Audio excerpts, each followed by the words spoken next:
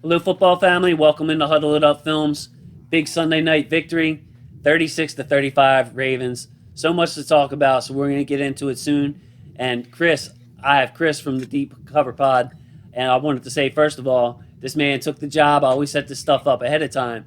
Chris wasn't scared of this Chiefs game, and now he's on Monday night to reap the rewards here as we talk about it. So, Chris, tell the people about your pod, and I just wanted to say, hey, what's up? How you doing?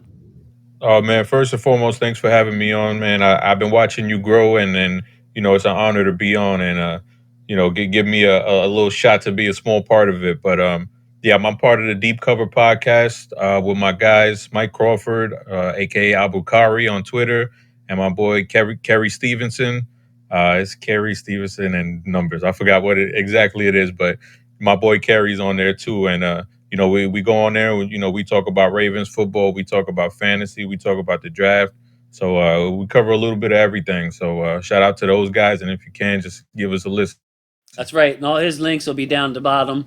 Michael, Carey, I mean, they're both awesome. And then you get to know Chris a little bit tonight, but it's a must listen. Those are guys I follow personally, so they get my number one recommendation I can get. But Chris, I wanted to start by talking about this game just from a like we all dig into the X's and O's and all that all the time. What about just from a Ravens fan perspective? What was last night like, and just your overall thoughts of the game? What was it like to be a Ravens fan last night? Oh man, it was a roller coaster because we start off the first drive and it's first of all you just worry, you're scared, you're like, damn, what's his O line gonna look like?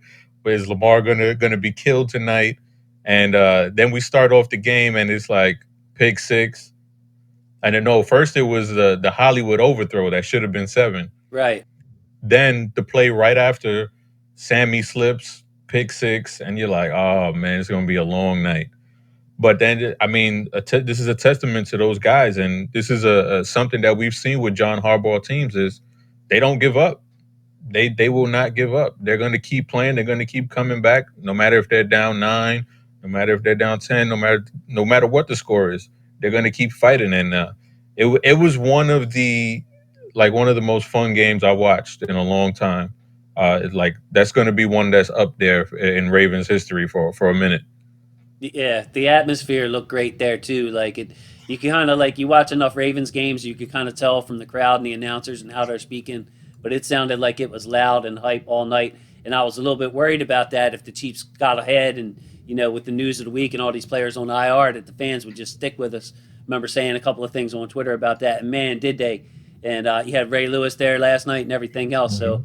just what a great game, and like you said, the emotions at the beginning. It was strange. I thought one of the bigger parts in the game was when we finally got the ball back after we turned it over. Of course, it comes back to us, and then we went down and scored. So I remember looking at my son and being like, even though it's technically 0-0, it's 7-7.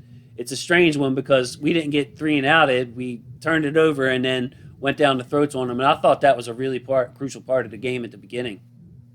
Oh yeah, for sure. Because if they don't answer there, then who knows what happens? Because then maybe the crowd gets out of it.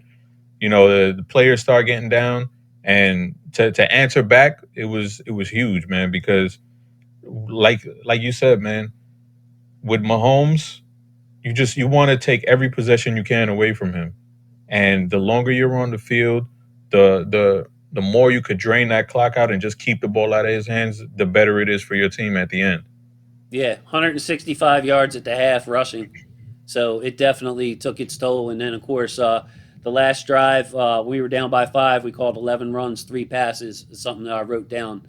So when the game was on the line, we just pretty much wore them out. And we're the bigger, stronger team, it looked like on the field at times. But we got to talk about this coaching. Uh, Wink, Giro, Harbaugh, all three of them played a big role in this victory. Uh, Pick any one that you want, man. We'll both just go back and forth with these guys. I want to talk about Giro, man, because he's a guy. He gets a lot of criticism, and you know, you got to hats off to him, man. You got to give credit where credit is due. I mean, the guy's not perfect, but not every. I mean, which offensive coordinator is perfect in the league? He got down and like you said, that big play, that big drive at the end of the game, they got to Raven football, and I think they got away from that a little bit week one. Week one, it did not look like Ravens football to me. And you could chalk it up to the offensive line. You could chalk it up to all of the running backs who are new and they don't know this scheme. And we saw some fumbles as far as the exchanges are concerned. So maybe Giro was kind of a little bit nervous to run his normal offense like that we're used to seeing. And I think week 2 we saw that. We was like, look, we live by the sword, die by the sword. This is how we got here for all these years, how we've sustained success. So, we're just gonna run it down their throat and we're gonna do, what we're known to do. And it looked like Ravens offense yesterday. And it was beautiful to see because that big boy football, that's what it's about in Baltimore. Yeah, we got the big offensive line too, and we're built for that. I'm one of these people that want to see the offense expand, and I do think we've seen it in the passes to the running backs, and now also something we'll get into a little later. But Sammy Watkins, and when Bateman comes back, that other side of the field is open. But it's nice to be able to rely on old school Ravens football when it's needed, and when that's what's going to win you the game. When you match up well against the other team like that, I still love having Lamar, the big old lineman, and the running backs to be able to do that. Although there's no replacing J.K. and Gus, man. Like I can't help but to see what they would look like on some of these plays, Chris.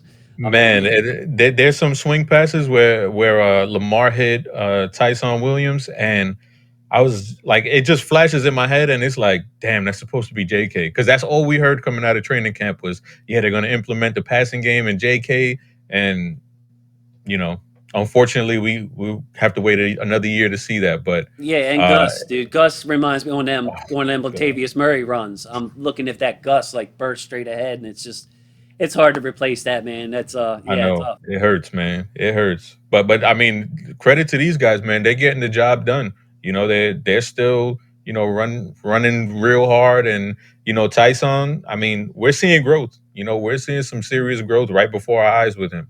So it's not ideal, but I mean they're in a good spot right now. Right. It's just nice to know we can still do what we want to do with those guys, which is the overall point, I guess, what we're getting at. But let's switch it to Wink now. Now, this is time for me to gloat, Chris. I know you weren't here last week with me, but I was pleading with Wink to just stick with this 4-man rush and drop our best 7 guys into coverage. Now, I'm not sure our best 7 coverage guys were in there, which is a story for a little bit later, but we did go with the 4-man rush. We relied on Justin Houston and his veteran nature. We relied on Oweh and his hustle to just harass Mahomes just enough to be able to force him into a couple of mistakes. What can you say about Wink? And you said it to me before we came on. That's Wink must love playing like that. Not right. Not like yeah. Yeah, like it must have just been hurting Wink all through the game just to not send all those blitzes. But well, what they did was they had nice layered rushes where they would send 3 and then have Oweh in there, sort of not a spy, but kind of being that late guy to come in when Mahomes does step up into the pocket, and that worked beautifully. I mean, we saw Oweh get there, a few times and get close and disrupting plays. So it was a beautiful game plan, and it was clear that they weren't going to let Kelsey and Hill beat them. That was crystal clear, and you see it, when you got guys like Pringle, you got guys like Blake Bell catching the passes. They were not going to let those big time guys beat them this time, and it worked. I mean, well, what did Hill have? 2 catches for 14 yards. Yeah, it wasn't pretty. Whatever it was something like that. Sorry, I don't have the numbers, but yeah, and it's one of those things where it kind of reminded me of the opponents play the Ravens the last couple of years where they want to stop Hollywood and Andrews. The thing is with the Chiefs that when you're talking about Tyreek and Kelsey, I mean it's even a more tougher task with those guys because they're more experienced and obviously Kelsey's one of the best tight ends that's ever lived. Really, I mean, if you look at his career and Hall of Fame, block Hall of Famer at this point. For sure.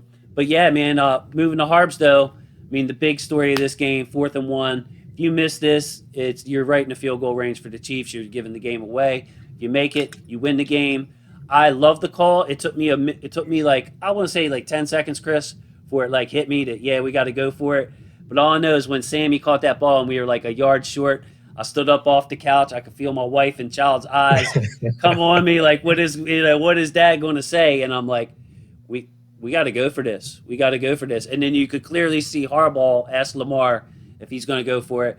Man, just talk about that. I mean, you wouldn't have probably second guessed this move even if it didn't work out, would you? Nah, man, I'm a big proponent of being aggressive, man. No guts, no glory, and we've seen Harbs do that. And you just watch the NFL on Sundays, and you see so many coaches who would opt to just kick it like on 4th and 1, and like it doesn't make sense. Like, be aggressive, trust your team. That's you have a former MVP as your quarterback. And Harbs gives him all the trust in the world, and he's like, I knew I was going to go for it, but I wanted to hear from Lamar. I wanted to hear that Lamar wanted to go for it, and that's beautiful to see. I get chills Yeah. just thinking about it, man, because it's rare that you see that type of synergy between quarterback and head coach.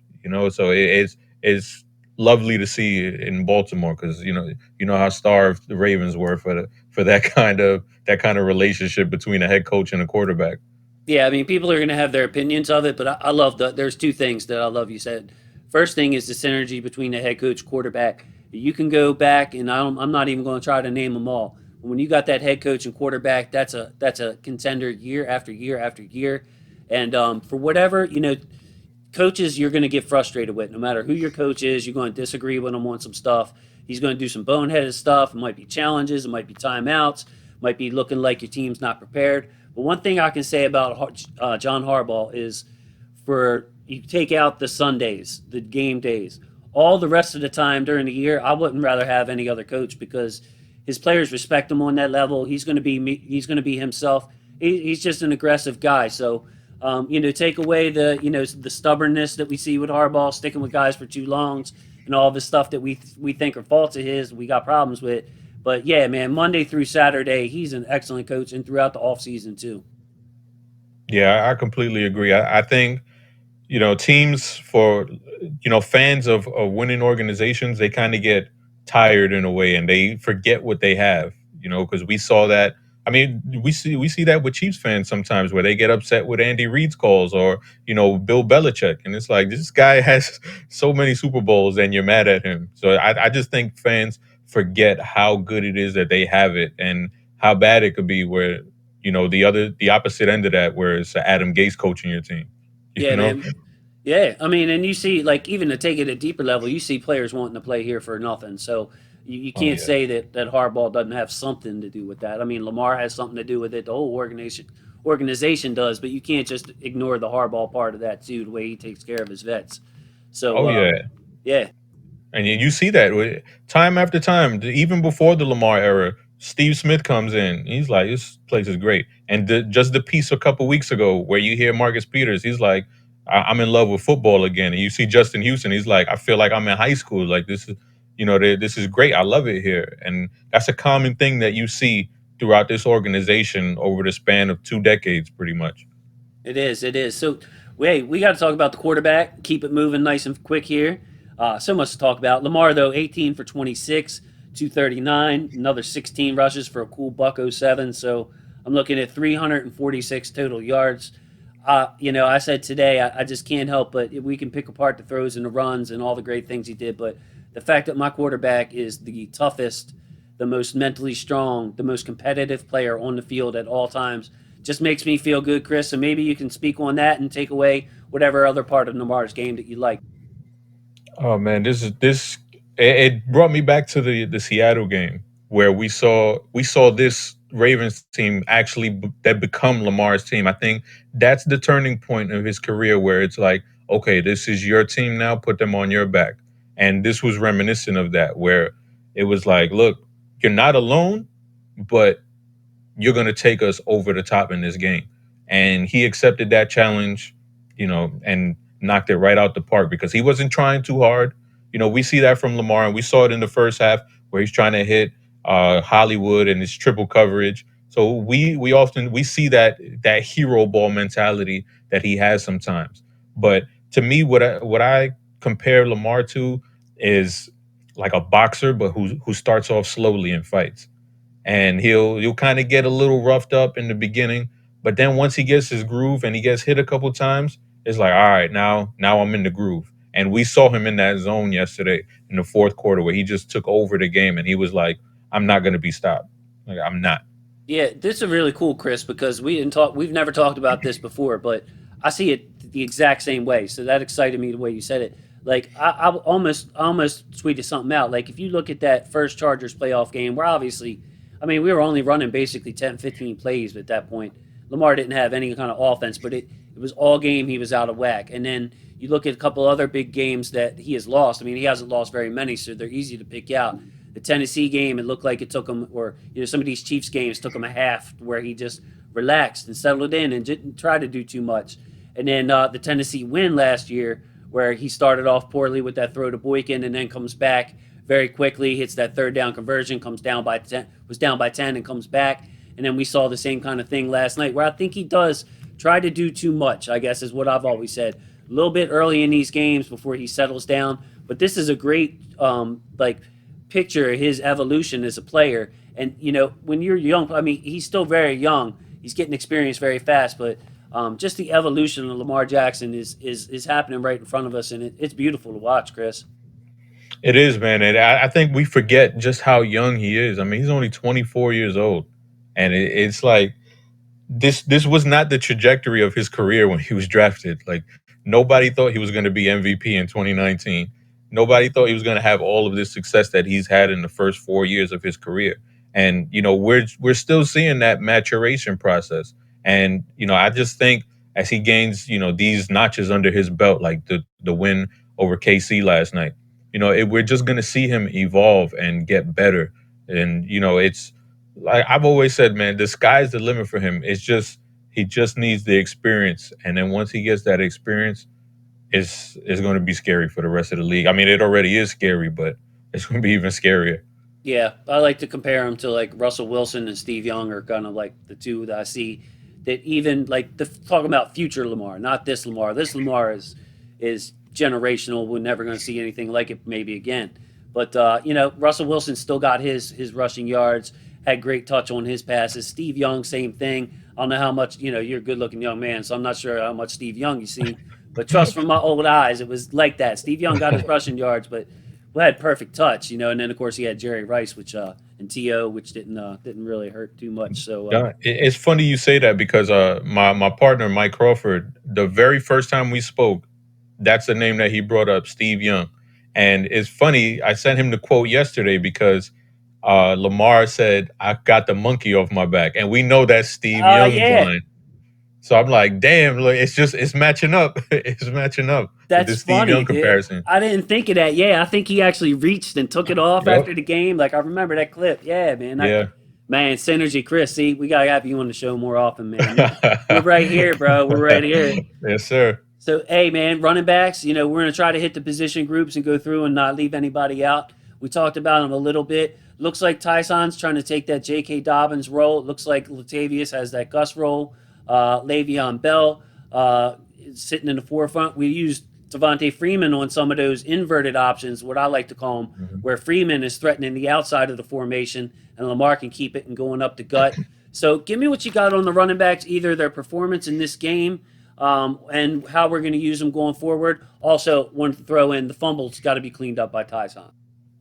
Yeah, for sure. And that's something I really want to speak on is the fumbles because I want him to run, protecting the ball, but I also don't want it to hinder his explosiveness or his playmaking because we can see sometimes where running backs they'll get overly conscious of holding on to the ball and then they just want to tuck it and just not make any moves and just be very north south and vanilla. But that is not what got Tyson Williams as far as he is right now as an undrafted free agent. What got him this far was running the ball hard and making that contact and getting guys out of his way. And with him trying to be overly protective of the ball, I feel like he loses that a little bit.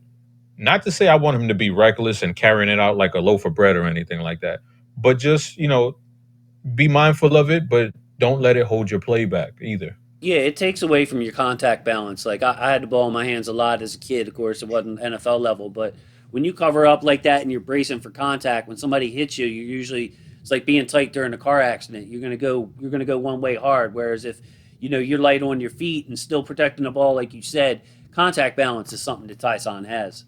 Yeah, for sure, for sure. And I just think, right now we see him just a little bit hesitant, and it's like he's making plays and he's being a little bit hesitant and not that sure of himself because he's just been thrown into this starting spot. And it would just, pretty much 2 weeks to prepare for this starting role. And I just think as time goes on, I just feel like we're going to see him mature just the same way we saw Gus mature in his rookie season. We're going to see him mature and just get more comfortable, and he's not going to be thinking so much. And once we get that player that's not thinking so much, I think he's going to be even better than he's already shown because he's been playing well. I mean, he's had mistakes here and there, but as far as a pure runner, he's he's done fairly well for a guy who was supposed to be the fourth stringer. Yeah, I mean, you can't ask for much more. And it seems like the thing I like about his game is he seems like a versatile back too. So when you're the fourth guy on your roster can run it up the gut, can cut it out, can catch the ball, can pass protect a little. Like he's got to work on all of that. It's got to get a little better. I'm Yeah, sure he'd tell you that, but it's nice to have that next man up, be able to where you can fill the roles around him. You know what I mean, and have him there as a steadying force in the middle of it all. for But sure. yeah, And I like how they surrounded him with a bunch of vets too. Like that's a just surround him with vets and let him learn and let him soak up and let him get the little tricks of the trade that they can pass down to him. yeah, man. Say Deep Cover Pod. I'm telling y'all, make sure you go listen to them.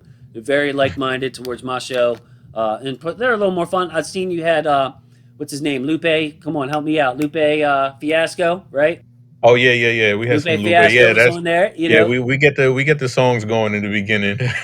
I'm an old school guy, man. Or we could talk old school hip hop for hours, but like I like Lupe and his wordplay, bro. I gotta say, I give it to Lupe. It's Yeah, my Lupe's dope, man. I still try to stay on there. You know who else was dope? Was Mark Andrews.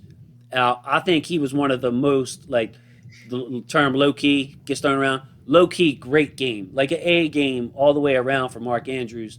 I just want to point out first his blocking was just absolutely spectacular in this game. Down to down, in line, Chris. Down the field, second level, Chris. Looking for work.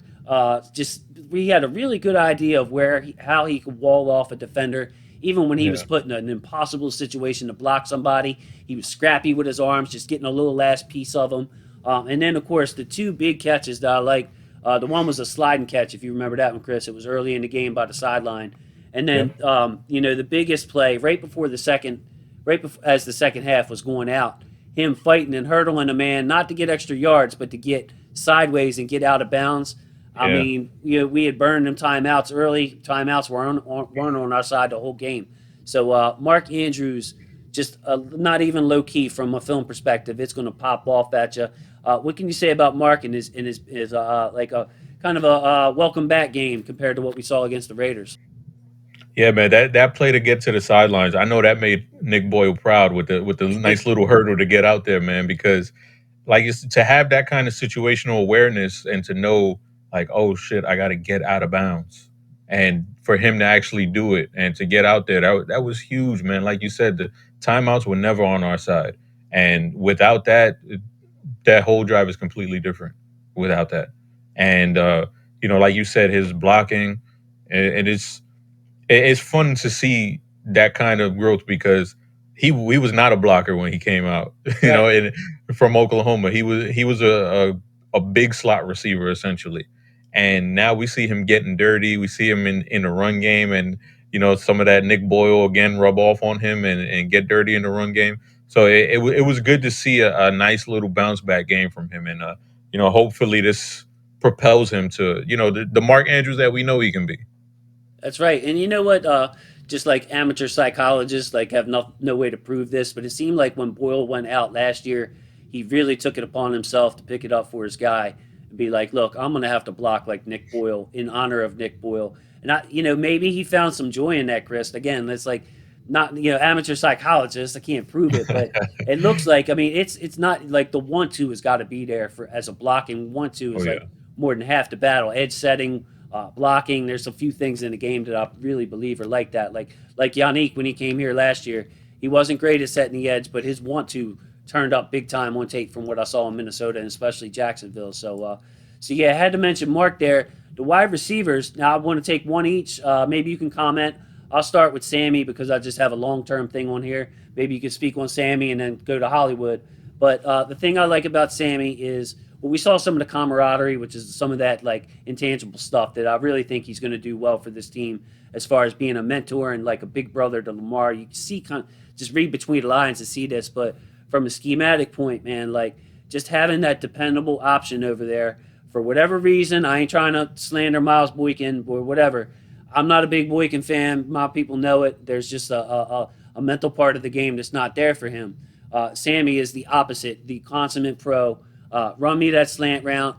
Run me deep if you want to. Take your shot with me. Throw it up, Lamar. I got you. I'm not 5'8", and I'm looking for the ball. It's just like a different aspect that we can attack these teams, like we did in Indianapolis in the second half last year, where we can just take it out of their right cornerback if he's not there. So yeah, wanted to say I thought it was another good game for Sammy. He had a drop in there somewhere on a slant, a little bit of high ball, but I love what Sammy brings to the table. Anything you want to say on Sammy, and then if you could go into Hollywood, that would be great.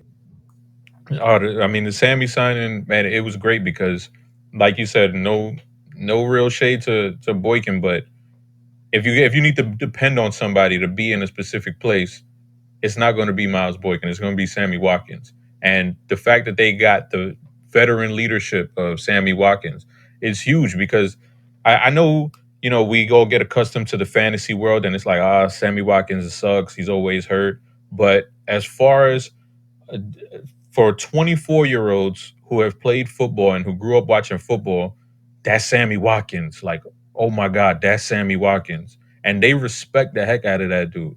And that kind of respect you can't get with just a young group of guys like a Miles Boykin or a James Prochet. That kind of cachet comes from a Sammy Watkins, who was a high pick and one of the best wide receivers to ever come out of Clemson. So him and you see that with Lamar, like you see that chemistry there, and it's only been 2 games, and it looks like a home run signing already. Cool, cool. Yeah, thoughts on Hollywood too? Oh, Hollywood, man. It's not only in the playoffs. It's not just playoff Hollywood now. He's getting it done. The last 2 weeks, he's gotten it done, and they're getting pretty creative with him. Running him in motion and get lining him up against safeties. They've been pretty creative with how they've gotten him in space and been able to get him the ball. So I've loved what I've seen from Hollywood. I just hope he can stay healthy because he had the hammy. They really brought him along slowly, which I think was the smart play. But and now he's dealing with another injury where he didn't even think he was going to play. He said, "I'm going to wait till Sunday and see how I feel." And so, hopefully, he can stay healthy because that connection between he and Lamar is something special, and I hope they can continue to build on that as the season goes on. Yeah, I mean, no doubt, no doubt on that one because it's not their chemistry ain't going in the negative anytime soon. I mean, it's just a plus for those guys. Not only off the field, people say, oh, they're best friends. Well, you know what? There's been best friends that don't have that kind of chemistry on the football field. I can tell you that. So Yeah. it's just beautiful to see. But yeah, from a long term perspective, though, Chris, I don't want to see this man practicing too much.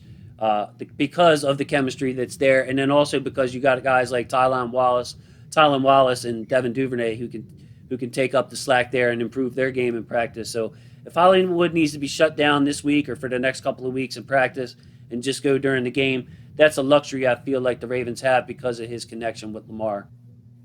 Yeah, I agree 100%. And it's like, you see it with some of the older veteran wide receivers like a Julio Jones and Des Bryant before that, where they would barely practice during the week, and then Sunday they'll come out and they'll ball out. And I think Hollywood has earned that with this coaching staff and with this team, and like you said, his rapport with Lamar is that does not. I mean, you would like for it to be practice, but if he's hurt and what would you rather have, the practice time or him on Sundays? I'd rather have him on Sundays because he made a big difference last night. Yeah, So I'm going with that. Just rest him if he needs to rest, and just try to keep him as healthy as you possibly can. Yeah, I mean, getting good treatment and staying off your feet can be a productive day, more productive than going out there through walkthroughs. So, that's just where my head is on it. Chris, the O line, lot to talk about here. No, it's a fast paced show. I appreciate you sticking in here with me, but hey, just pick somebody off that line and start us off, man. Oh man, I'm gonna go with my guy Patrick McCarry, man, because he's a guy that, even in the summertime, I was like, I think this dude should be the swing tackle. And a lot of folks, they were not on board with it. They're like, "Oh man, he's a center. He's a he's not a damn tackle." And I'm like, I've seen snaps of him playing tackle, and his footwork, he's just very technical, and he's not a guy that's lumbering there. Last year when he came in for DJ Fluger during the Patriots game, he pretty much calmed that right side down because Fluker could not handle those guys off the edge, and Makari came in and he shut all of that down and solidified that side. And granted, it was a small sample size, but I saw enough of him playing guard where he was, even in the preseason, he was just getting tossed around, and it was like he's not strong enough to hold up on the inside. He Yeah, can't play with those big boys. And yesterday was a big test for my little theory, and for me he passed it with flying colors, man. yeah, power just it's just power that worries me, and like Ken McCusick likes to say, length, and that's definitely true with McCary. I mean, he's very short for a tackle, but to get to your point and to back you up, it's like what's more important is his great feet. I call him Scrappy Doo. Like he reminds me of Scrappy Doo because he's overmatched physically, but he's always there and he's always turning himself and positioning himself. So I love the way that he just plays the game, competes, hard nosed player, high IQ. So yeah, he's going to get like you put him against Miles Garrett and stuff like that. He's going to get beat up. He's going to get pushed back, but he's not going to like completely whiff and have a play blown Right, up. That's just not in his DNA. He's going to be in the right spot and at least get his body. I mean, he's a huge man, but compared to some of these other guys, he's not a powerful player. So right. hey, so Villanueva, just in passing, we'll say he played just it was night and day. He was just looked so much more comfortable at left tackle. But I want to instead of focusing on how good of a game Villanueva had, I wanted to ask you what happens. What do you think happens when Stanley comes back? Seeing what we saw from Villanueva at right tackle, and then seeing what we saw with McCary at right tackle. What are you looking for these next week or so until Ronnie comes back? I think it's a great luxury to have because now they can really take their time with Ronnie and make sure he's back physically and back mentally. So they can really take their time with this and bring him along. And I think once he is healthy, obviously he's going to be the left tackle. But I think if Makari keeps playing this way, I think you keep him on the right side, and then you just have Villanueva there, break in case of emergency, whether you need him on the left side or you need him on the right side. It all depends on Makari's play because if Makari keeps, playing the same way that he did last night and showing up that way, I think you keep him there because it's this whole experiment and this whole debate over, you could just take guys and move them over to the opposite side. It's not easy. It's not easy. And we saw one of the best left tackles we've seen coming out of the draft try to make that switch to right tackle in Penny Sewell. He's a left tackle his whole life, played right tackle all through camp, all through the preseason, struggled mightily. Taylor Decker goes down. They have to move him to the left side. He's phenomenal week one.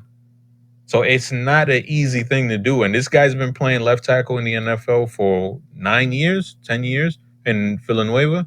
So it's like that's a tall ask to ask a veteran of that stature to just make that move after all of these years. It really was. I mean, it's a week to week league, but I would just say in general, if we see pretty much what we saw from McCary last night and pretty much what we saw for Villanueva week one, then the only thing that would keep the coaches from making that move is the money that you paid Villanueva. Villanueva comes across as a very unselfish guy, loyal. You just see that in just different ways. You know what I mean? So, you play the best players. You know what I mean? Not who you pay the Yeah. most. So that'll be interesting. In the interior, this is the what I feel is one of the more encouraging sides, not just from last night, but from the last 2 weeks. Is the fact, Chris? I'm gonna boil it down like specific for you, and that's that we are a bigger, stronger IOL. Like you go with like Ben Cleveland's going to eventually make his way into the starting lineup. It seems pretty obvious. Bozeman is probably the biggest, strongest center we've had since Jensen left, and then Zeitler, steady as a rock. You've seen him just contribute. So when you're talking about, especially when you got questions at your tackles, to have that inside interior hold up to the point where Lamar can step up and then also move some people off the ball for our running game. I was really encouraged about that line. Are you feeling the same way, or do you still have some questions there, or how do you feel? I mean, I still have questions about left guard because we saw them mixing and matching both Powers and Cleveland. I still have some questions there. Ideally, I would like to see Cleveland take that spot.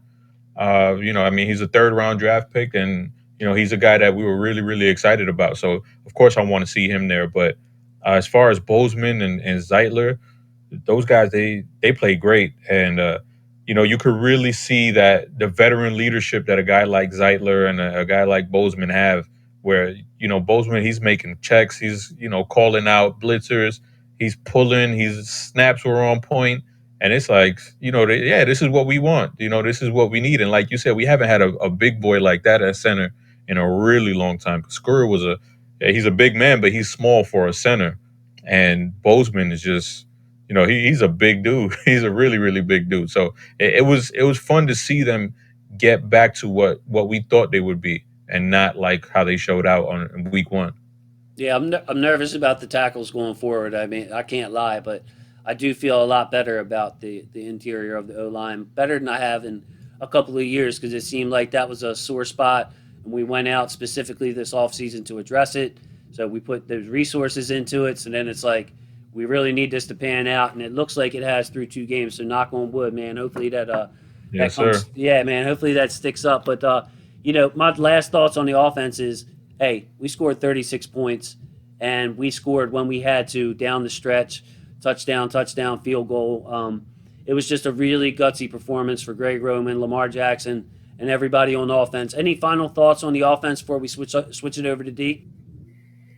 I hope this vaults them into a better spot as far as just being comfortable with the system and just trusting one another. And I think we saw that yesterday, as far as Lamar trusting his receivers to make a play, trusting Andrews to make a play, trusting his running backs, trusting his O line. That's the huge part of it too. The 2019 Lamar, he trusted that O line wholeheartedly, and I think we saw that trust yesterday. And when he can trust his O line, we see what can happen. Yeah, yes, definitely. Yeah, big trust there. But I mean, seriously, on a serious note, man, if when you trust your offensive line, you can see how much more comfortable Lamar looked from down to down last night compared to the debacle in Las Vegas, where it was just sped up his clock to where it was a nearly impossible task for Lamar. Yeah, I thought he still played well in that game, by the way, Yeah. aside from the fumbles. You know what I mean? Obviously, we're game changers, but I gave Lamar like a B plus type grade for Las Vegas. Man, if I had to give him a grade on this one, it would have to be A minus. Only thing keeping a minus was the interceptions. It was an A plus type effort from Lamar. So just an awesome game. But yeah, moving to defense. Chris, I'm not going to talk about the defensive line as far as the interior too much because this wasn't a game when you play Kansas City. It's hard for them to impact it. Matabike, I guess, is the one guy I want to mention because he made some serious splash plays on there. But do you have anything on the defensive line that we talk about before I go to edge?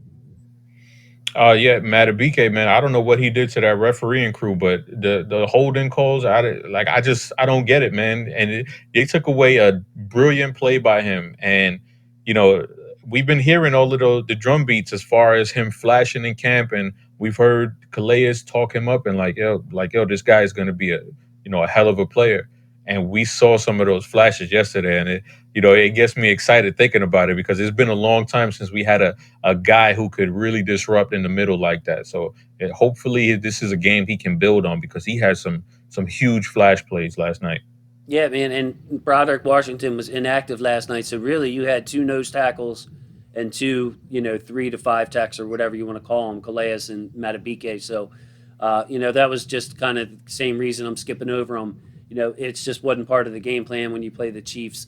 You need a lot more speed on the field, and usually will deactivate one extra inside defensive lineman. But Odafe Oweh, that's the guy I wanted to spend time on, just impacting the game. And then the thing that surprises me, Chris, is that he's playing such a high percentage of snaps so early. I'm looking at like, all right, this man's only been playing football for a few years, like 4 years total, like high school and everything. Young player, raw, developmental. Yeah, we'll probably ease him in. No, that is not what's happening, man. He played, I think, 48 snaps out of 60. Fact checkers can knock me for that, but it was a high percentage of plays for Odafe Oweh, and that man's motor didn't stop. What do you have on Odafe? Oh man, it was a brilliant game, and the all 22 just dropped today. But as far as watching the game live, he looked like the best defender on either side of the teams. He was just flashing, impacting the game. Had the two turnovers, with Brits pretty much the cause of two turnovers, and damn near had another one where he had that layered rush, and he almost got to Mahomes, and Tavon almost caught it on the sideline on the third and long play. So he was just everywhere last night, and like you said, his motor just it would not stop.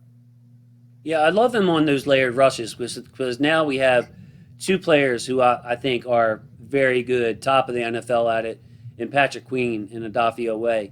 I mean, when they just give that little spy look and then you let them freestyle crash, maybe they pick up the running back if he flies out, or if not, if everybody's in the block, they're going after the quarterback. Just taking smart angles. I mean, for a guy who hasn't played the game very long, Odafe Oweh knows when to slow it down, knows when to turn on the gas, knows how to play angles, and we've seen that really through two games. So I'm really excited about that. What do you think about him as his pass rushing or any other part of his game, his edge setting? What else do you have on Oweh? So Owe, when he came out of Penn State, I feel like the projection of him with the Ravens was, he wasn't going to be one of these guys that he had to wait to get his turn, like we saw with Tim Williams or Jalen Ferguson, where they struggle with containing the edge and just handling the run. Because Owe, that's what he did at Penn State. He was a guy that he had no problem doing the dirty work, freeing up his other guys to clean up the sacks. So once I saw that, I'm like, oh, this guy's going to fit in perfectly, because those are the kind of games that the Ravens like to play.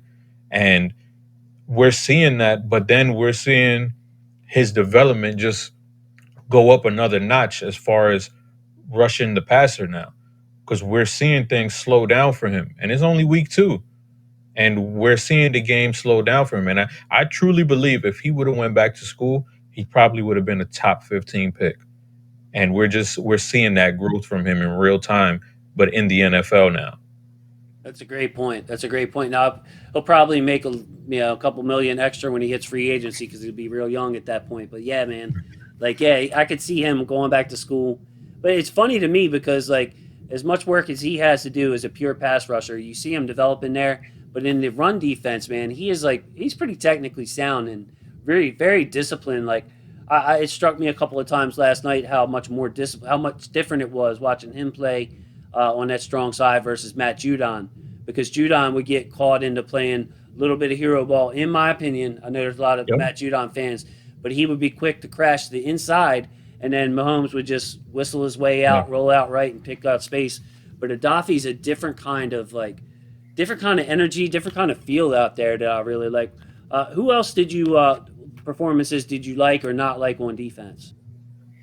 One that I didn't like was Brandon Stevens, and we saw him a little bit confused. Sometimes we saw him miss some tackles, and that's it's expected. He's a third round rookie who was a converted running back, but I feel like I saw a lot of people bashing him, but I think that he's going to be a good player, man. Like he's a versatile guy, and it was a rough game. I mean, everybody has a rough game. Marlon Humphreys had, he's had rough games, and I think, and we saw him actually get replaced by Geno Stone later on in the game. So I think it's a small bump, but if I had to knock one person on the defense, I would have to give it to him. Yeah, up and down 2 weeks for Brandon Stevens. Some good plays mixed in, but some bad plays. I think I really want to see him clean up his run defense because if anybody's interested, I did a cut up of him. I think it was ECU. It was SMU versus ECU, And of course, it's the TV copy, Chris. So they fly out the TV screen and come back. But he was just coming in kind of crooked, and I'm like, well, I can't see what happened, but it's something I'm paying attention to, and now we're seeing it the first couple of weeks. Just clean up that run defense. He's going to be fine, and that's kind of where the loss of Chris Westry hurts a little bit. Without Jimmy, without Chris Westry, I mean, last night basically when Elliott went out, Stevens had to play Deshaun's role, and it left Malik and company, Chris Board later in the game on Travis Kelsey. I mean, they mixed and matched a lot as the Ravens do, but basically it was a mismatch on Kelsey because we didn't have Jimmy, we didn't have Ruestri, we didn't have Elliott, so Stevens had to. Not only was it affecting Stevens, it was affecting the whole defense. Yeah, yeah, that's for sure. And it's we see these injuries kind of catching up to them. So hopefully we get Jimmy back soon because Wink has a certain style that he wants to play, and we're not going to see this Wink every week. So he needs his horses in order to play that style of defense. So hopefully Jimmy will be back soon. He's been practicing, so let's cross our fingers with that. So I have an outside the box idea. Please do not feel obligated to agree with me on this because I know it's an out of the box. I'm just thinking about it. But what do you think about with the depth that we seem to have with Oweh playing a lot, Dalen Hayes coming back? We have Bowser's on the field a lot. With using Bowser in that dime linebacker role when we're not committed to full dime defense where we have two linebackers on the field, but using Bowser as an inside linebacker in that situation instead of like a Malik Harrison or a Board to cover some of these tight ends who aren't as talented as Travis Kelsey. Obviously, is that a crazy idea? Where would you put that on the crazy scale to brilliant scale? I wouldn't say it's full on crazy because we've seen Tyus be one of the best coverage linebackers in the league. So it's definitely not full on crazy. Um, as far as you mentioned the guy Dalen Hayes. He flashed a ton during the preseason. So if he can get back healthy and he can show some things, I definitely wouldn't mind seeing that where Tyus is dropping back and we have Dalen, Oweh, and Calais and McPhee or Justin Houston rushing the passer. I would not be opposed to that at all. Yeah. Okay. Well, I had to. Hopefully, you're not just being nice and you just just you really think something. I don't know, man. I'm just feeling like we have these outside linebackers who are pretty darn good in coverage, and if it's between them and we've seen Board struggle for a couple of years in coverage and tackling, maybe not. So we'll see how that goes. I think Board's going to be their guy. It looks like on that because he has had that role, but. Anthony Averett is the last guy I definitely wanted to touch on. Excellent game. They moved him around a little bit. We saw him on Hardman. We saw him make that big play on Tyreek Hill. But Chris, I love Anthony Averett, and I think that as long as like it's still a problem without Marcus Peters, in my opinion, versus some of these bigger receivers, because that's not Anthony's thing. But if you put him on somebody who has speed, he's going to take that speed away. Oh yeah, for sure, and we saw it on full display on that one route to Tyreek Hill where he ran the route better than Tyreek could, and you have to have some huge balls to play that as aggressive as he did, because Tyreek Hill is, I wouldn't say he's the best wide receiver in the league, but he's the scariest wide receiver in the league, and there was no hesitation with Averett. He read the route, planted his foot and broke on the ball without even flinching. And for him to do that and make that play, it just shows the preparation that he puts in and the way that the coaching staff is instilling what the opposition likes to do. And for him to make that play in crunch time, because he's a guy that's been killed by the fan base for years, and for me, it isn't deserved because I think he's a talented cornerback. And I just think, there's just some plays that were made better than, the defense. Good offense always beats a good defense. So yesterday, but I'm glad he finally got his flowers, so to speak, and made that pass play. Yeah, you did total balls, guts, whatever you want to say it. Like, yeah, if you make a mistake there and read it wrong, then you're giving up the game-winning touchdown, which probably the game-winning touchdown. But he read his keys perfect. He read Tyreek perfect. He got in there. Man, it looked like he almost could have intercepted it if the hand fighting was a little different there in the end. But Yeah. yeah, Anthony Averett, a guy I've highlighted on my channel many times because I like what he brings to the table, and I think he's evolved as far as his eyes and his being able to play the ball, which was something that really hurt him early. But yeah, don't ask him to guard DeAndre Hopkins. You know what I mean? Right. Ask him to guard your speed receivers on the other team. I mean, you have Marlon Humphrey who can take away any type of receiver. So if Averett's put in favorable positions, I think he's going to have a really good year. Yeah, I mean, I agree. And, Wink talked him up. He's like, he's the third best cornerback we have on this roster. So it's time for him to show it now, and he's going to have to earn it. And this is also a free agent year for him. Yeah, So he's looking for a payday too. So this is his time to shine. sure is. Anything else you want to touch on with the defense? Any other players come to mind? Justin Houston.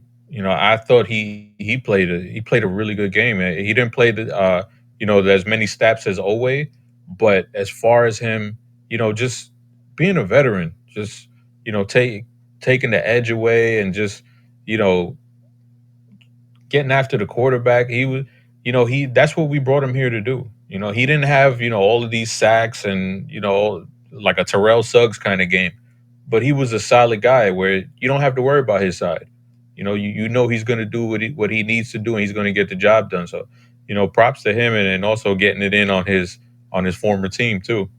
Yeah, like I think he's the luckiest player in the NFL now. I think that's 2 sacks on bad fumbles or like bad snaps. I mean, quarterbacks. Oh Now, yeah, I think he got the one last night too, where he's the yeah, first one to play tag with the quarterback. So yeah, hey man, he's worked his butt off for all his other sacks. So he deserves a couple of gimmies. But yeah, man, seriously, to get to your point, it's the thing that I would like if I had to chunk it down even further would be he don't get stonewalled a lot, Chris. Like if he loses a rush, he's going to eventually win it. Or if he loses the first part of the rush, he's going to find a way to free himself.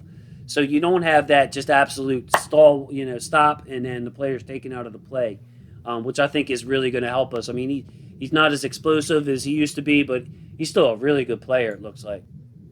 yeah. And then, we see Odafe called him Yoda. That's for a reason, man. He knows all the tricks of the trade, and you might be able to stop that first move, but he's got about two or three more coming down the pipe. So he's never out of the play. He's always going to keep just attacking, attacking, attacking. So, what do you think this means for the Ravens going forward, as far as the momentum, the intangibles in this game? Are you concerned with them? We'll break us into another show, which is my preview next week against Detroit. What are your overall thoughts on what this win means, and maybe even going into next week? I think this win is huge for them because they were staring at down the barrel of 0-2, and that's been pretty much a nail in the coffin as far as stats are concerned for making the playoffs. So for them to do that against a team that they haven't been able to beat, even when they're at their best, it's huge. And a lot of people, a lot of the analytics crowd, they say that momentum isn't a real thing, but this it's real, and you felt it last night. And for them to pull off that win the way they did with all the guys that they have on IR, I think is at 15 or 14 now. So hats off to them, and I just think they're going to build off of this, and it's really going to catapult them into bigger and better things for this season. Yeah, I saw it as like a bonding experience. Y'all won like together. It took everybody, and there could have been some fingers pointed after the game if we had lost, if you'd done this a little bit better. But it seemed like everybody was in that same emotional boat.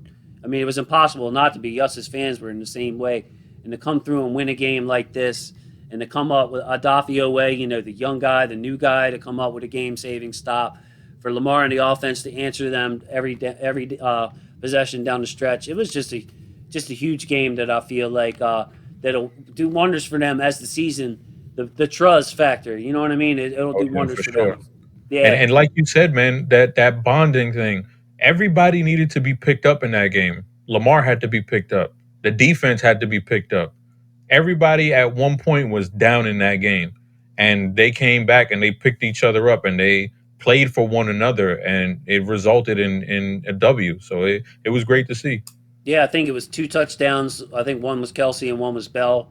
With all these missed tackles, like there would have been plenty of the refs on a couple of crucial calls that went against the Ravens. There was a couple for the Chiefs too, so I'm not being that guy. but literally took 2 points off the board. That could have been the difference. And if Kansas City kicks that last field goal, we lose. Just it was a lot of coming together and overcoming different situations, which I think is going to be great. Any other final thoughts on the games, Chris? Before I let you go. Yeah, I want to talk about Patrick Queen real quick because we saw him struggle in the beginning where McKinnon kind of muscled him out on the catch, and then there was another one where he shot the gap and he didn't really hit it as hard as he probably should have if he just would have trusted his eyes and his instinct. But then as the game progressed, because we see guys, Alejandro Villanueva, he said, he was mentally exhausted after the Raiders game because he had to think so much. And we see guys that happen to guys and they sort of check out, whether they want to or not, they sort of check out. And we didn't see that from Patrick Queen. As the game went on, he was like Wink was saying all week, don't flinch. And we saw that from him, where he was just reading and reacting. He wasn't hesitating, wasn't thinking too much. He just started hitting. And, props to him for doing that in game and just, you know, composing himself and just being true to who he is. Yeah, I credit you for bringing that up because, quite honestly, I was down on him last year for some of the physicality. It wasn't the coverage stuff that other people did, but I'm like, man, we got to be able to shed blocks and stay disciplined and all that other physical stuff that goes along with it and mental. But this year, I've actually like switched completely to the point where I just expect that from Patrick. Like he showed it in the preseason. He showed it last week, and then he showed it again last night. Those negative plays are getting smaller and smaller, and the impact plays are getting bigger and bigger. So I'm glad you brought it up because it's something I think maybe I'm starting to take for granted at this time, where we're going to get a good game out of we're going to get impact plays, put it that way, out of Patrick Queen every single week, and hopefully just keep seeing those mistakes and plays he'd like to have back just become lower and lower. Yep. Yeah, I hope so too, man. Because there was a guy in the stadium yesterday who we got spoiled watching him play for all of those years, and Ray Lewis. So hopefully he could be at least half of that. Yeah, yeah, it's a tough act to follow, man. Credit to Mosley and Daryl Smith even for a couple of years because those ain't shoes that I'd want to fill, man. Like, No, yeah, man. Like I was like baseball thing over here, Orioles fan. Now I know you're up in Brooklyn, Bronx, whatever, wherever you are. Where are you, Chris? Brooklyn.